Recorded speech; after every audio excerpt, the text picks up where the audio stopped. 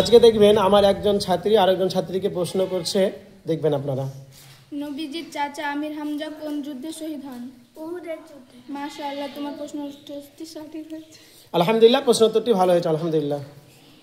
তোমার প্রশ্ন এসেছে বা তুমি প্রশ্ন টুকন তুলেছ, নবীজি হিজরতের সময় তিনি কোন গুহায় কয়দিন আত্মগোপন করেছিলেন? গারে সোয়ার গুহায় 3 দিন। মাশাআল্লাহ, তোমার প্রশ্নের উত্তরটি সঠিক আছে, আলহামদুলিল্লাহ। মক্কা বিজয়ের পর নবীজি কাবা ঘরের চাবি কাকে দিয়েছিলেন? ওসমান ইবনে তালহা রাদিয়াল্লাহু তাআলা আনহুকে। মাশাআল্লাহ। ঠিক আছে, মাশাআল্লাহ, তোমার প্রশ্নের উত্তরটি সঠিক আছে, যাও। মুসলমানদের জন্য কোন যুদ্ধের গনিমতের মাল মুসলমানদের জন্য বৈধ করা হয়? বদরের যুদ্ধের পর।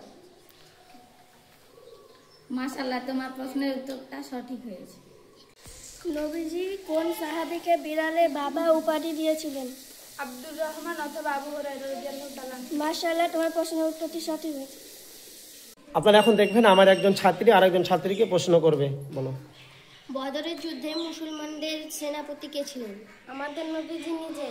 মাশাআল্লাহ, তোমার প্রশ্নের উত্তরটি সঠিক হয়েছে, তোমার প্রশ্ন করাটাও খুব সুন্দর হয়েছে, আলহামদুলিল্লাহ।